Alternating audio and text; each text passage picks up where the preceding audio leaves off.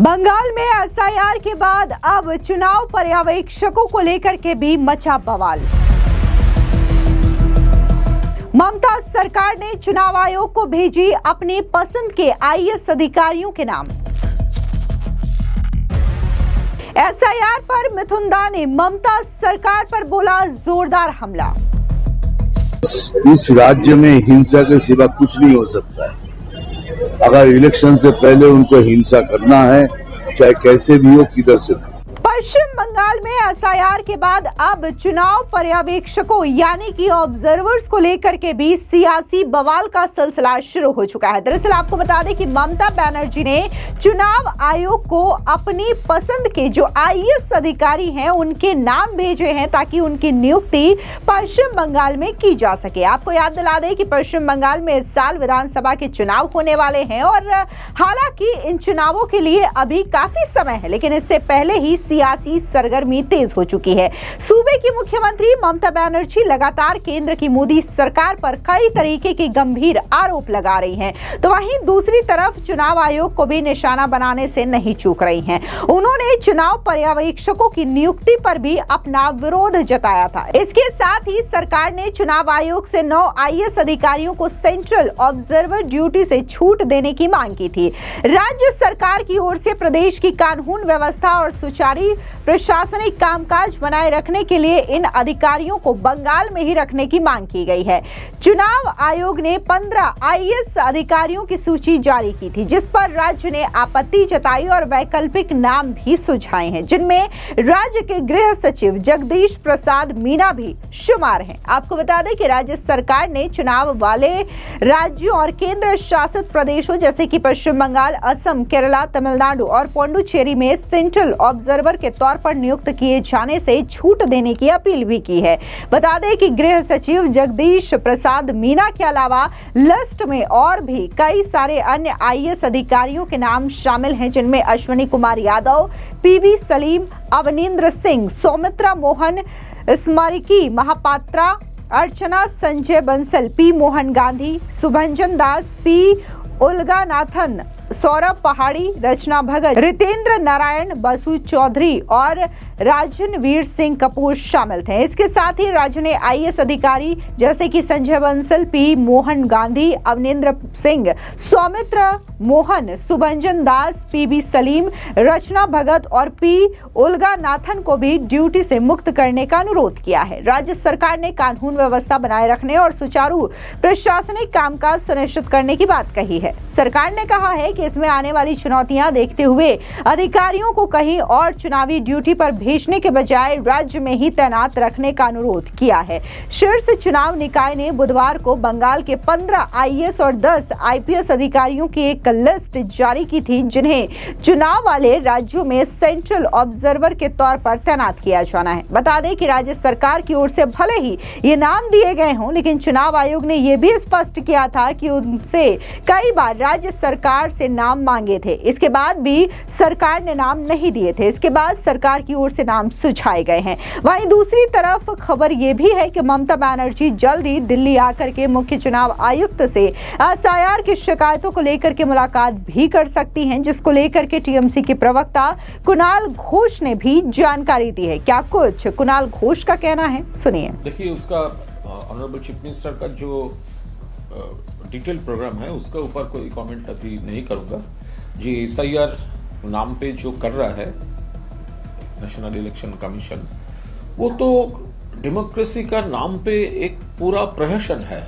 और जिस तरह बंगाल में पब्लिक को हैरास किया जा रहा है, जिस तरह मौत का मिছিল शुरू हो गया है, जो पैनिक हो रहा है, एक तरफ जो जेन्युइन वोटर्स है, दूसरे तरफ बीएलओस है, और ये लॉजिकल डिस्क्रिपेंसी के नाम पे जितना सारा पब्लिक को बुलाया जा रहा है, बुजुर्गों को जिसका हेल्थ ठीक नहीं है उसको एक पूरा मेस बना दिया। और इसके पीछे है भाजपा का निर्देश में वो इलेक्शन कमीशन का जो नाम काटने की, बात देने की इरादा। तो इसका खिलाफ ममता बनर्जी आवाज उठाई है। हमारा साफ कहना है, ये जो कारचुपी है वोटर लिस्ट में इलेक्शन कमीशन को मिसयूज करके, अगर महाराष्ट्र, बिहार, दिल्ली, हरियाणा में कांग्रेस अगर ये रोक पाता तो भाजपा वहां पर सक्सेस भाजपा को नहीं होता। वो पूरा इलेक्टोरल रोल जो है उसको मैनिपुलेट करके वहीं पर वो गवर्नमेंट फॉर्म किया हुआ है। लेकिन बंगाल में ममता दीदी का लीडरशिप में ऑल इंडिया तृणमूल कांग्रेस उसका कंस्पिरेसी पूरा बंगाल में हम अपोज कर रहे हैं। इसीलिए और हैरासमेंट और डीपर कंस्पिरेसी ये इलेक्शन कमीशन कर रहा है।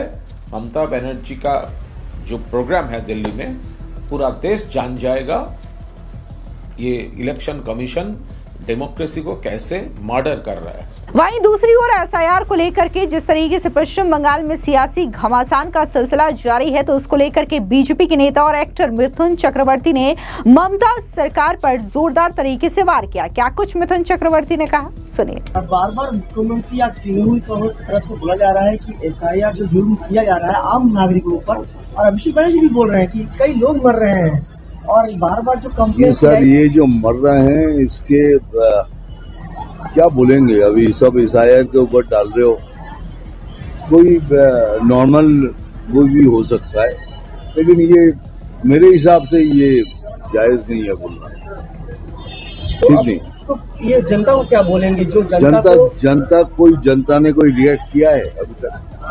जनता ने नहीं किया। जो रिएक्ट कर रहे सब तृणमूल गलत फैसले की तरफ से, जैसे कि मंच पर चढ़ के बता रहे हैं कि ये गलत किया जा रहा है, जो एक एजेंडा चलाया जा रहा है। सर मैं तो बोल रहा हूँ कि जो कुछ भी जब हिंसा इस राज्य में हिंसा के सिवा कुछ नहीं हो सकता है। अगर इलेक्शन से पहले उनको हिंसा करना है, चाहे कैसे भी हो, किधर से भी। वहीं दूसरी ओर आरजेडी के प्रवक्ता मनोज झा ने भी ममता बनर्जी की एसआईआर को लेकर के जिस तरीके से विरोध किया जा रहा है उसका समर्थन किया है। मनोज कुमार झा का कहना है कि एसआईआर की प्रक्रिया काफी जल्दबाजी में करवाई जा रही है, जिससे कई तरीके के पेच उलझ चुके हैं। सुनिए क्या कुछ आरजेडी के प्रवक्ता मनोज कुमार झा ने कहा। आपको ये स्मरण रखना चाहिए कि इस प्रक्रिया को इतना जटिल बना दिया गया, सबके लिए ये सहज नहीं था। एसआईआर एक पहलू है जिसमें हमने निष्कासन भी देखा, कई जगह चिंताजनक बहिष्कृतकरण भी देखा, लेकिन उससे महत्वपूर्ण चीज ये है कि एसआईआर जब चल रहा था एक तरह से लेवल प्लेइंग फील्ड भी खत्म हुई। मैं ज्ञानेश जी से पूछना चाहूंगा कि क्या वजह थी कि चुनाव के वक्त में कैश ट्रांसफर पर जब हमने चिट्ठी लिखी आपने उसका जवाब तक नहीं दिया। ये दोनों चीजें, एसआईआर आपका अधिकार है, आपकी प्रेरोगेटिव में है, आपका अधिकार क्षेत्र है, लेकिन आपका अधिकार क्षेत्र ये भी है कि लेवल प्लेइंग फील्ड मेंटेन हो, आप उसको नहीं मेंटेन कर पाए। कुल मिलाकर के एसआईआर को लेकर के पश्चिम बंगाल में जो सियासी बवाल का सिलसिला है वो थमने का नाम नहीं ले रहा है। पहले एसआईआर के समय सीमा को लेकर के, एसआईआर की प्रक्रिया को लेकर के, उसके बाद जो वोटर्स के नाम काटे गए जो कि फर्जी वोटर्स हैं उनके नाम काटने के बाद बवाल मचा, और अब एसआईआर के बाद जो चुनावी पर्यवेक्षक है उनके नामों को लेकर के भी चुनाव आयोग और ममता सरकार के बीच जो टकरार है वो बढ़ती हुई दिखाई दे रही है। फिलहाल कुल मिलाकर के ममता बनर्जी जो है फुल एक्शन मोड में नजर आ रही हैं, कभी चुनाव आयोग पर तो कभी